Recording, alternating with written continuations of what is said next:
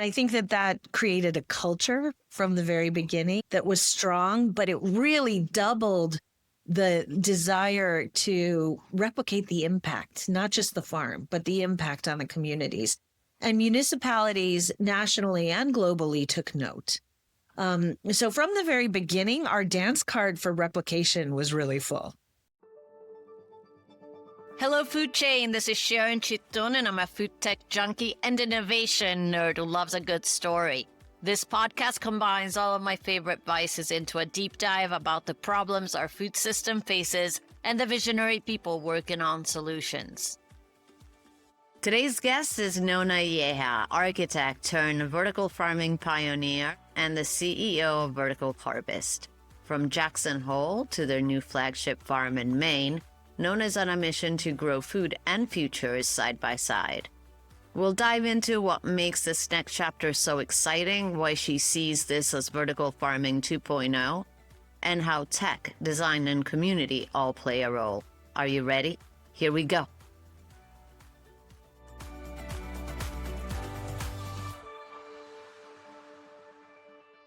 Hi, Nona. How are you?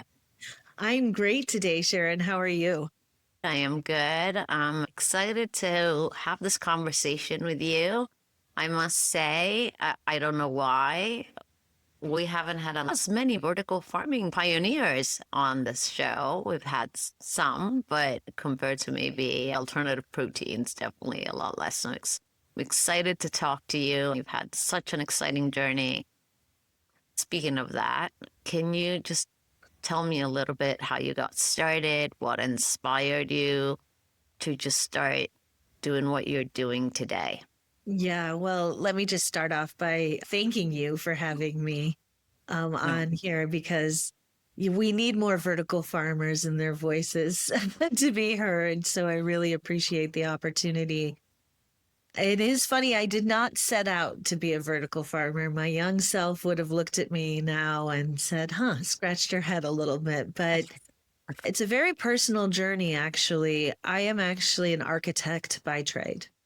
And I followed that pursuit because I really believe that design was a medium for change. And why was change necessary?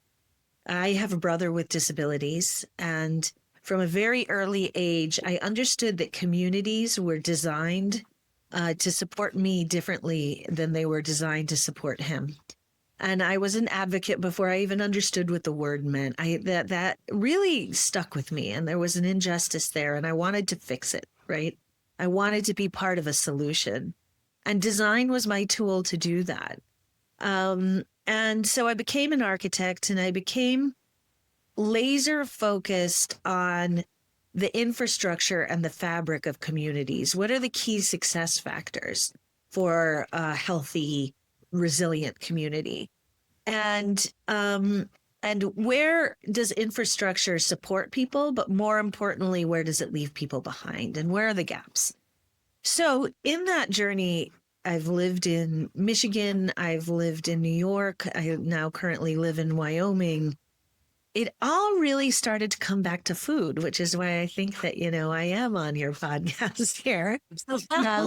And that food is the strongest link to human and environmental health.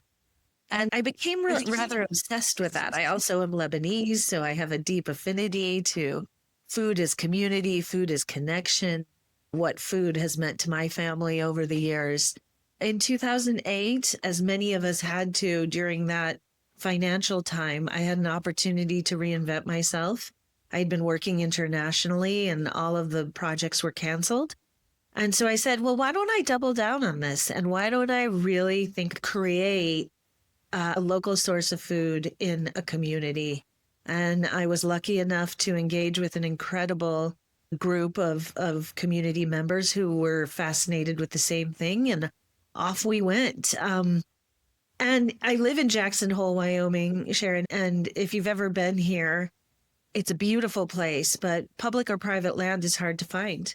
So as we were trying to find a way to grow indoors, because we have a 4-month growing season, this wasn't going to be an outdoor solution. If we wanted to bolster the local food economy at scale, it was really hard to find a place to build an indoor farm.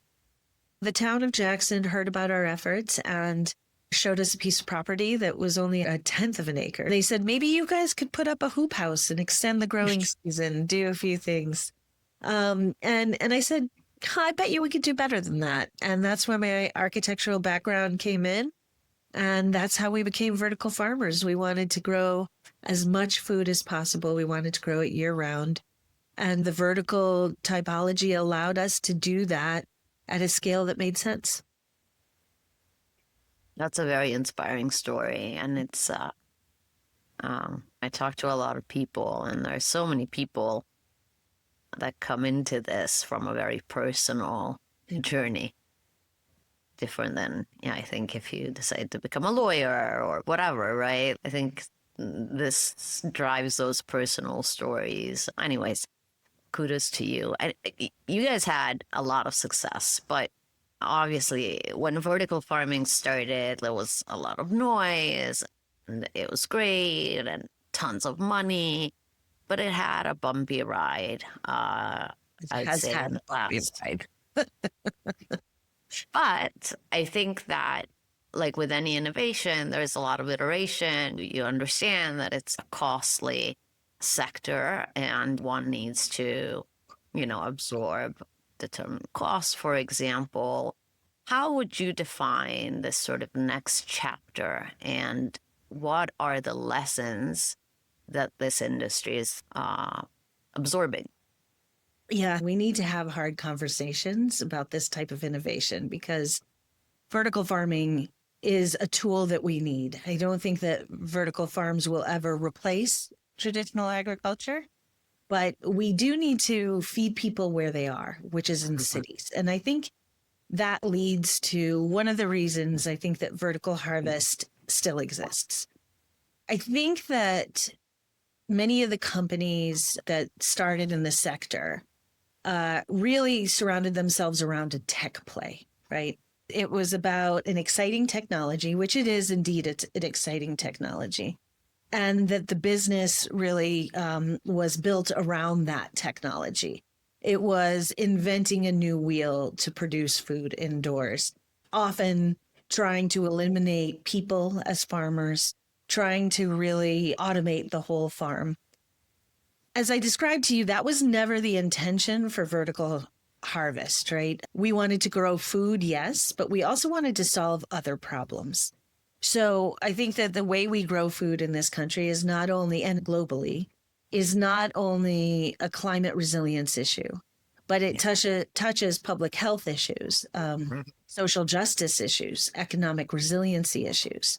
And so vertical harvest from the outset had a why that's saying, could we create a piece of civic infrastructure and a business that lied at the intersection of those issues and fundamentally understood that its existence was to serve people, was to create a food source that we didn't have yet, to innovate a food source that could enable distribution of food in cities year round, and not just replicate a commodity product, but to create a curated product. What could we do if we were able to grow indoors at scale?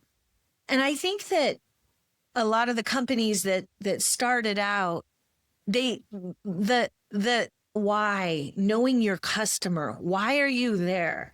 What are the opportunities? How do you focus on gross margins? And what is the path to profitability so that this is a sustainable endeavor? That wasn't the time. It wasn't the market. And I think that now that the market has changed, not thinking about those key principles really didn't serve those companies. Now, I'm very grateful to them because they tried, right? And they went big. But I think that what they did is make, big mistakes with big farms with big money. And as Vertical Harvest opened its doors here in Wyoming in 2016, for almost a decade now, we've been making big mistakes in a small farm with a small amount of money. And now we're ready to go big. And it was always around, how do we scale and replicate, right?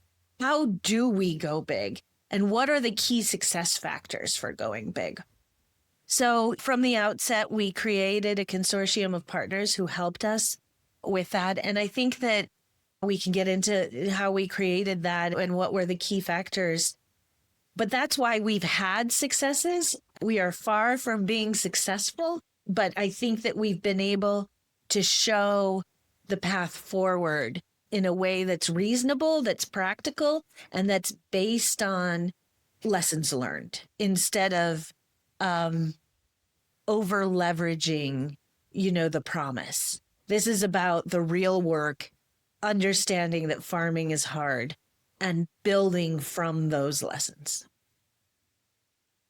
I think it's a lesson that throughout, I would say, our whole ecosystem, a lot of companies are learning, right? Yeah. Like you really have to build those foundations and get there instead of just doing maybe go big and go fast.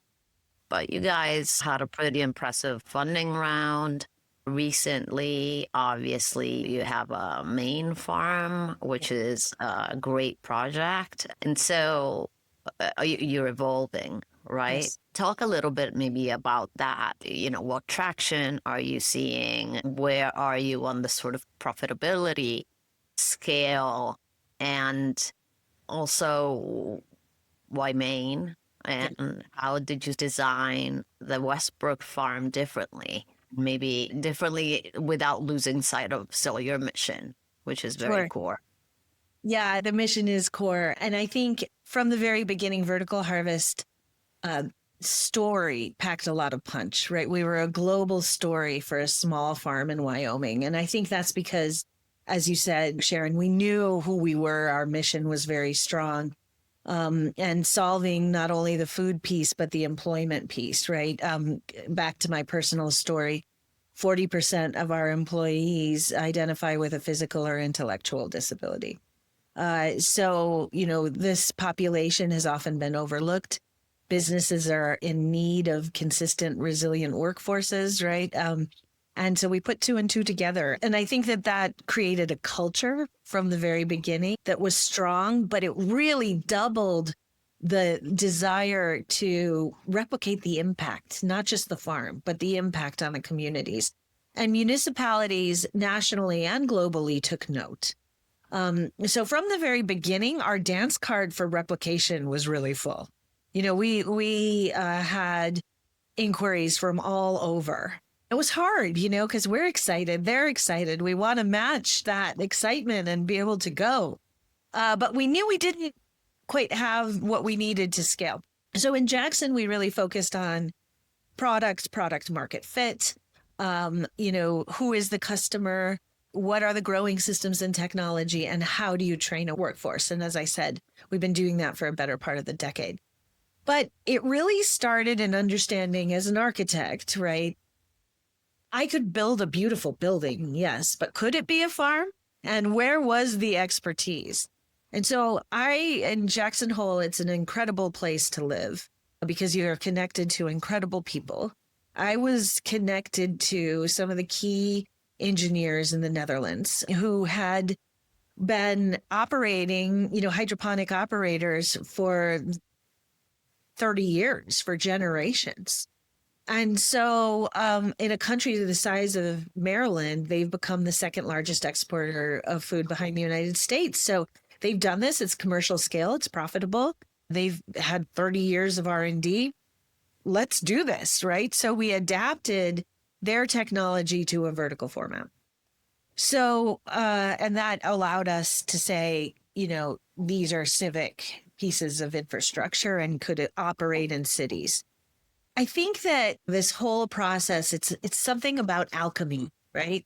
There's the right place at the right time, the right people, and obviously the right context. We're very data driven, right? We have to be serious about the market. We have to be serious about the climate. Even though we're indoor farmers, it does make a difference. We have to be serious about the presence of a workforce. How do we distribute the food? What is the desire for local food? So all of that is in the background. But Wyoming's a small state, and I think we recognize from the very beginning that that small state allows for a really tight community and allows for innovation. There's a real fertile ground for innovation.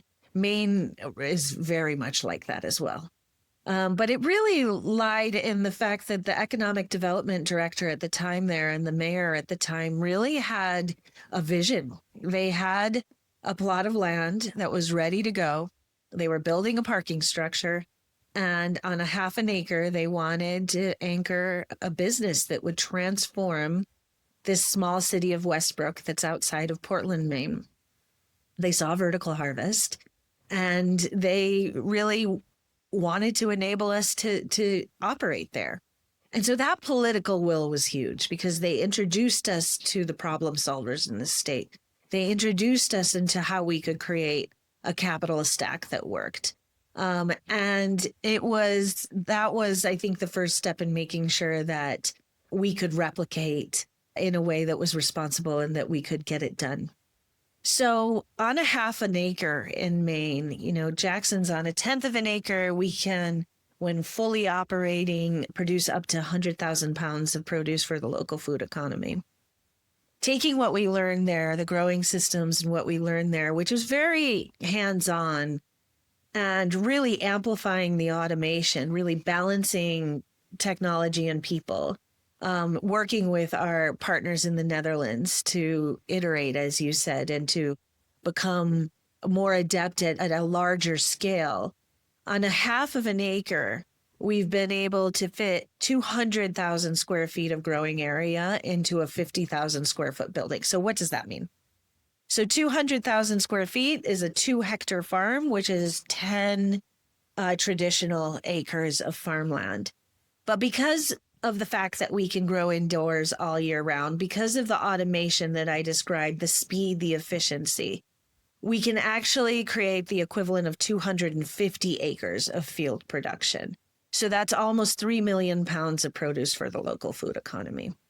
And so Maine is part of the New England Food Vision with an initiative to increase their local food production to 30% by the year 2030. This was actually accelerated of 60% by the year 2060. They saw the need and we needed to do this sooner.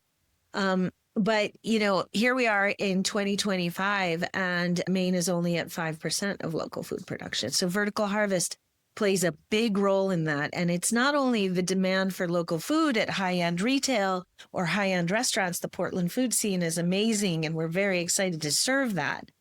But the demand across the board, hospitals, the school system, higher education, the government system.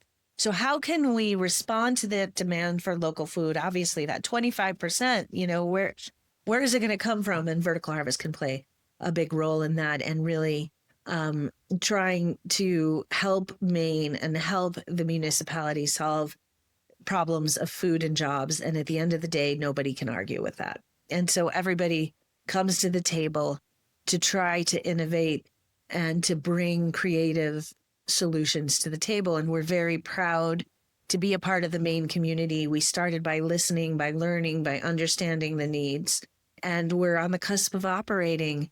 So I like to say they're raisins and watermelons. We're about to open the watermelon, and I think that that Jackson's the raisin, and we're poised to really show at scale what vertical farming can do for our communities. And I'm very excited to be able to fulfill the promise of our why, and to be able to have that scale of impact with both growing food that's good for you and futures that are good for you as well. And 40% of our workforce there will identify with a physical or an intellectual disability as well. And we had over 150 applicants from, I think, 4 states coming because there is such an intense need for those type of careers. Wow. Well, there's a lot to unpack here. I'll try to go in order and not lose my train of thought. So obviously you spoke about the Netherlands, technology, Siemens is one of your partners, and we've talked about other sort of farms looking at all these different technologies. How does your approach sort of sets you apart, or what are you doing differently or the same in terms of technology? And then how do you make sure that, as we said before, that technology serves the people? And maybe you answered this question in a way, like obviously it's a much more purpose, people driven farm. But I guess, even talking to investors or whatnot, like there's always that tech aspect, right? So I guess how do you, trying to figure out what I want to say, but how do you, I guess, tech for good? I don't know. Like, Well, no, I think it's democratizing technology, right? yeah. Often, well, not often. I mean, I look at Apple, right? It's still so relevant today. I mean, everything that we do, right, is enabled yeah. by what that company did, right? Gold standard. To what technology, how, when you properly democratize technology, what it can do and what are the risks, right? What do we open? But I think that number one, the architectural approach that we took from the beginning, I don't think that people fully understood it at the beginning. Okay, we have these growing systems and we have these warehouses. Can't we put them together? But a farm is an ecosystem. And in order for it to succeed, you can't just smash, siloed pieces of technology and expect that they all play nice, right?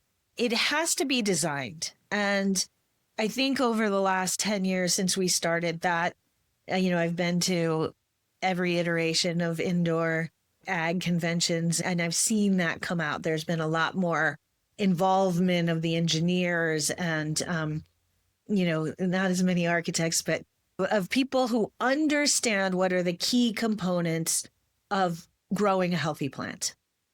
And I think that technology enables that, but it's not a silver bullet, right? It doesn't know how to grow a plant. And I think that what we did is we understood that from the beginning. And so we saw ourselves as systems integrators, which gave us a head start because we weren't married to our own technology. We were able to integrate the newest and the best technology, the best and brightest minds, right? I'm not that smart. I have a great team of people who know about technology, but we can't do it all, right? There are other people who are diving into LED lighting, into HVAC, the heating and cooling, to, plant technology and nutrients and all of the things. We listen, we learn, and we put it all together. And so it is the ecosystem that is the valuable intellectual property. The building itself has been designed to optimize yields, right? We are operators. We're not technologists. We're farmers. I know I don't look like a farmer, but I'm a farmer. And so, we knew that from the beginning, that we wanted to be really good operators, because if we were good operators, we could grow enough food to have an impact and to keep the jobs that we knew were important, right? So it's about understanding who you are and why you are from the beginning. So we decided we weren't going to over leverage ourselves in technology. And there was this promise of technology that was a big risk. And like I said, I am really grateful for those who took it. And at the time, it was hard. We were insecure. We were like, well, maybe we should be developing this technology. And look at these farms that are raising billions of dollars. And, we had a small Series A that was, $16 million. And look at what we've done to that point. So we've been really disciplined operationally, really disciplined financially, and building great enterprise value through that. The farm in Maine will have a 40% EBITDA. That's nothing to scoff at, right? Some other farms that I've heard of have quoted 70% EBITDA. Well, as an investor, you should always kind of be like, really? On lettuce? How does that work, right? So we kept on tuning our systems to make sure that we had the fundamentals to be able to support that level of EBITDA, and that we had the culture, that we had the operational chops to be able to do that as well. And I think and I just think we were afforded time to be able to develop that. And I think that's a key element as well. This industry needs time. But Sharon, I will tell you, the investor puzzle has been the hardest puzzle to crack, because obviously the unicorns in my industry have either filed for Chapter 11 or they've just walked away. And that puts a little bit of a blemish on the industry. People are very quick to say, well, it doesn't work. And this market, this level of uncertainty, it has been really challenging. I have had the benefit to attend some conferences at the New York Fed. And the name of the conference is called Making Missing Markets. And I love that, right? As an architect, I didn't understand, that little girl. That's what I really wanted to do, was make missing markets. And how do you uncloak capital? And I think that what we've done is become the kings and queens of blended finance. And that's the solution right now. So you mentioned the raise that we had last year. Now, we've only had an involvement of VC at a very small level. VC has been shut down for us. Impact investing, we'll see where that's a whole other conversation that I'd love to have someday, but I'm still waiting for an impact investor to double down on this industry. And, we started in the bond market because we were the poster children of food and jobs. We released our bond offering to raise the funds necessary for the capital costs of Maine, which is a $90 million asset. We released our bond offering in 2022. That was when the Fed started raising interest rates. It single-handedly slowed down and then killed the bond market. So we had to pivot. We had already broken ground. We pivoted to the USDA loan guarantee program and had the good fortune of putting together working with a group called Madison One, Waterside, and others that had the belief in our model, believed in the unit economics of our model. And we brought together a consortium of credit unions and a syndicate to create the loan that the USDA guaranteed. So that was a $48 million deal. It was one of the biggest that the USDA has put together.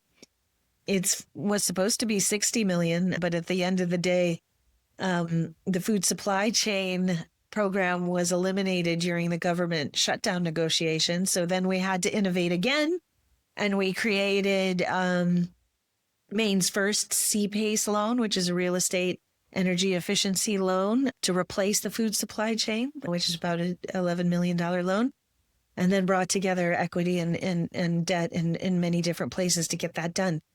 So it was innovation every step of the way. There has never been a silver bullet for us. I'm grateful for that, because we understand the financial discipline that it takes to get this done, and the creativity.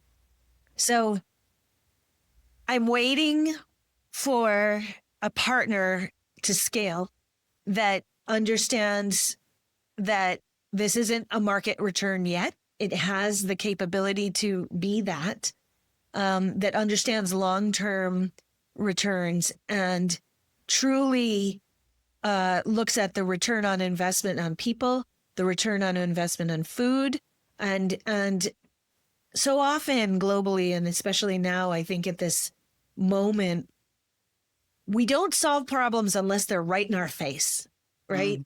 Oh, yeah. So how do we preempt this? And vertical farming is a big tool in that.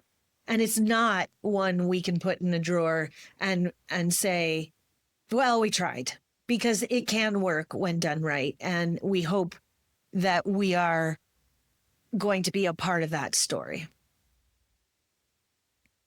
Yeah, there are so many different nuances, right? Because the typical investor looking at returns, you guys are definitely, your social impact aspect is so profound and pronounced, right? Like almost non-profity in a way. I have been told that before. But I get that. I am the same way. And so obviously, definitely blended capital, blended financing makes sense. And it does make you think, right? Like you're putting people and profit, or people over speed, and but I you're still, I want to stop there because that is the assumption, right? And I thank you for saying that because it is actually we are putting profit and people together. It's not they are hand in hand. We are profitable because of the people, right? What is the biggest cost to a business? It's when employees leave. Well, at Vertical Harvest, we have a very low attrition rate. If we weren't a startup, we would have nearly zero. But some people are like, we love working here, but this is too much. It's too hard. um, and I think that that is a common misperception. And I think that we could wrap one more element to it. When people see me, they see obviously my passion. I'm a woman, right? That they assume that I'm going to put my personal experience, my history, my passion, my vision for impact ahead of profit. Well, that's really wrong because the only way to have that impact is through a profitable environment. So we are so laser focused on profit. I think that we have changed the game on that, right? That profitability is the unlock to impact, not the other way around. And yeah. that is the challenge that I hope, I have this amazing gentleman who is 77 on my staff. And he's done it all. He's been through a lot of exits. He's a serial CEO. He's been working with us hand in hand for 3 years. And I know the only thing he's ever failed at is retirement. And his wife really would like him to retire and enjoy the time that they have together now. But he knows that this company has the potential to be part of an effort to turn capitalism on its ear, is what he says. And there is a way through by prioritizing people. And that I think that is the key to profitability. We're building a brand, yes, but we're building a movement. And that is how this becomes something that will be enduring and sustainable in our communities. Yeah, I mean, I think it's more which I misspoke. It's not the traditional venture capital, like, 20x return in, 90 seconds, but Yeah, exactly. but it's what I think we're all aspiring to, like more regenerative business models, like you might take a little longer, but you are actually doing something that makes sense, and you'll probably end up standing at the end because you're doing something that makes sense. You know what I mean? That's the hope. Like I think, and it's so needed, and at least it's something in my own journey that I try to do as well. Yes, I gotta eat, I gotta make money, you gotta pay people, you got bills to pay. All of that is true, but what and how I do things matter. Yeah. Yeah. It's not the bottom line that it's the only thing, right? It's really how creating something that has purpose, where you can make money, where it has a mission, a vision, and you're staying true to your beliefs. And you guys are also doing a lot of campaigns that are great. If you can talk a little bit about, for example, the Sponsor a Trade campaign. Yeah. What is it and what inspired it and how's it going? Well, I think that we've always innovated. And like I said, you recognized blended capital is something that we're no stranger to. I think the part that's disappointed me, well, no, okay, start over with that. And you don't have to cut that because it's, I think the part that has challenged me is we talk to so many people, right? And I think that investors, by and large, they understand. They're like, okay, you're hyper local, you're in cities, most of your competitors outside of cities. You haven't over leveraged technology. All right, great. Curated product, right? Microgreens, they're the Willy Wonka, like their margins are really right where they need to be. We support your moats, right? go out and prove what you've said you're going to do, and then we'll invest. Right. And then I'm like, there's a chicken and the egg problem there. Right. We really need, if you believe in our strategy, we need that belief now. On the other hand, we have this groundswell of people who, as you just articulated, say, well, what you guys are doing reflects my ethos, my values. And especially right now, and I think this moment inspired the Sponsor a Trade campaign, people want to do something good and they want to feel that they're engaged in something that's hopeful. And I've had so many people who have come to me, or my friends or family members or family members of family members, and say, I'd love to be involved, but I don't have $250,000. I don't have $25,000. I don't have $2.5 million. I don't know people who have that kind of money. But if vertical harvest is not out there in the world, we feel like there would be a loss. And so, we try to figure out a way that people could purchase a little part of what we're doing, right? And what could we give back? Because we only have one farm in Maine and one farm in Wyoming, so it couldn't be a CSA model or something like that. So what we could give back is being a part of our story, right? As I mentioned, we have 200,000 growing square footage in Maine. That's comprised of 50,000 growing trays. So it all has RFID tags, right? Which is really cool in terms of technology. And as I was saying before, how do we democratize that? So you can name a tray, understand what was grown there. Was it a microgreen? Was it, a petite mix? Where did it go? Did it go to a school? Did it go to a hospital? Who grew it? What's the story of that farmer? And how much water did it use? What was the amount of produce that was grown there? So that you can be part of building that local food system in the holistic way that it takes, that ecosystem. So you're becoming part of that ecosystem. And people have really picked up on it. And of course, like, people are like, well, and send them a tote bag too. And I'm like, people are like, do not send a tote bag. We just want to be a part of it.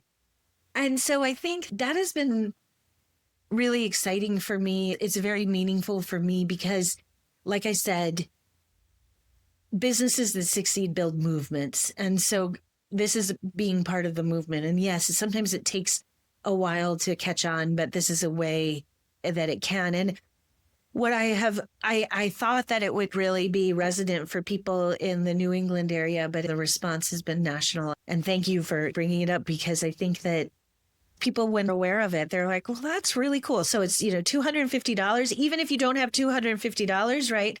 Venmo's a thing. Get 5 of your friends to do it at that level, and off you go. You can name a tray for all your friends. I've had a lot of pet trays. People have wanted to name them for their pets, which I appreciate. So, it's been fun, and it's been a real way of, as, we get some of the disappointments and the people that, the investors that we thought was like a no-brainer. It's every time we see a sponsorship come through, we're reminded that our work matters and that we deserve to be here. And because we value people, but people value us in return. That's kind of beautiful. So, a couple more questions. One, if you could ask something of our audience, many of whom are founders, investors, change makers, what would it be? Invest in the long term, to take this moment to shake it up, right? Obviously, wherever you are on the political spectrum, we recognize at this moment that our systems are faltering, they're broken, right? And if they're not broken right now, they're breaking. And how do we participate in systems for change? So I think at all of the different levels that you mentioned, who do you want to back, right? And how do you back them? And I've just, obviously articulated multiple ways you can back vertical harvest, right? But where do you put your most precious resource, your time, right? Where do you put your money? Where, right now, it really makes a difference. And I think finding out more about us, reaching out, learning more about our story, and learning more about the system that we're trying to fix, which, thank you for the educational journey that you've gone on to be able to enlighten people. But I think it's that engagement, right? Right now, above all else, we need engagement, because things can go away, and we've seen them go away. Things that we never thought would go away, right? And so now is the time to really double down on the things that give us hope, that we care about, that make good practical sense as well, and to put those pieces together and really go out of your way to learn and support where the stories resonate with you. Yeah. Because also, I think, vertical farming, obviously the idea, you can grow food anywhere. So there are places in the world where it's absolutely key, right? And it's like a silver bullet, look at the Middle East, for example, right? Like in deserts. In the US, for a long time, cost, if you think about it, the locations where you could afford, more expensive foods or same old places. And it's really about trying to also democratize, especially in places like the US, right? How do we bring good food to everybody at reasonable prices? Our food system was built to support quantity, not quality. So this hyper local urban approach is an effort to not compete with commodities, but to create a curated product that feeds people where they are. And by the year 2050, 80% of our population will be living in cities, right? Yeah. So this is a global response, but we're very, hell-bent on addressing the system here, decentralizing the system here. What does hyper local really mean? And it really means supporting your own community first, and then creating a network of farms. And that's where the real value will be, where I say that we're going to break this open. We're going to prove out the model in Maine. We have Rochester, New York. We have St. Louis or Detroit. The list goes on.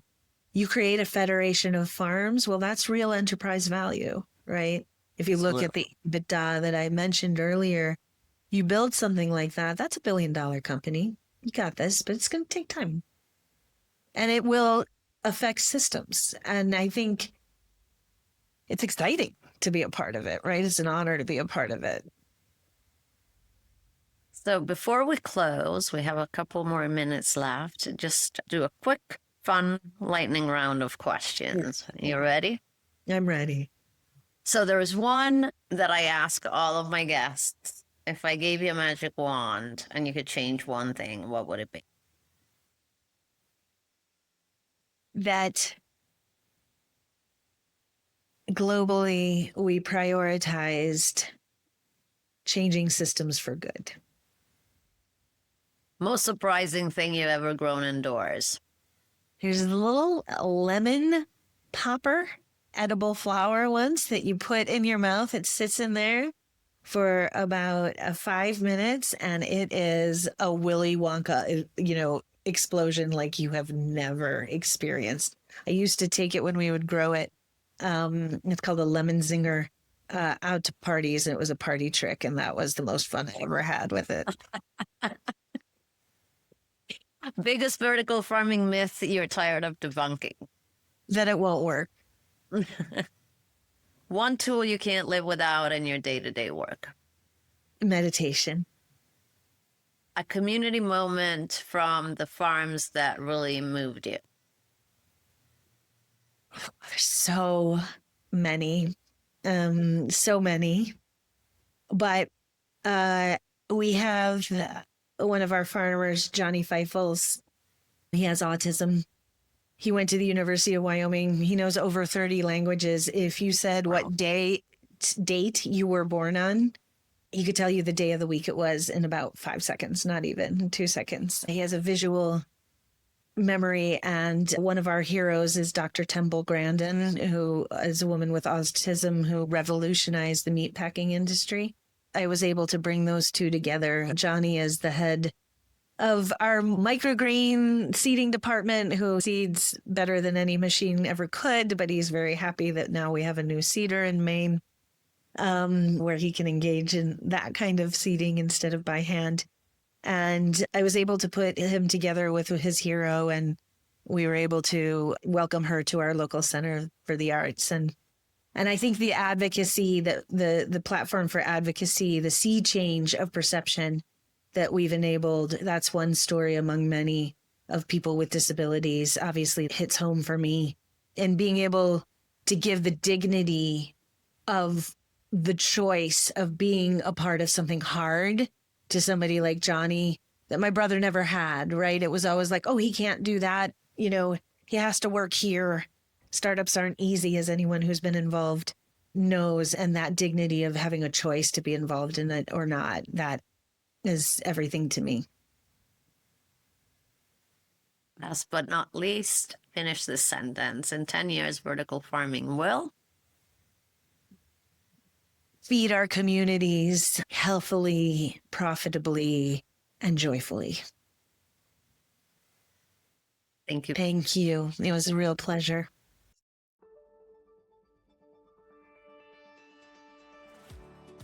Want to deep dive into food innovation? Subscribe to the FoodTech Junkies series. Tune in and listen to the industry's champions, whose mission is to reinvent our future by collaborating and disrupting the status quo as a way to rebalance our planet and our daily lives. For more great food and agtech content, visit our website at www.edibleplanetVentures.com, and don't forget to follow us on social media.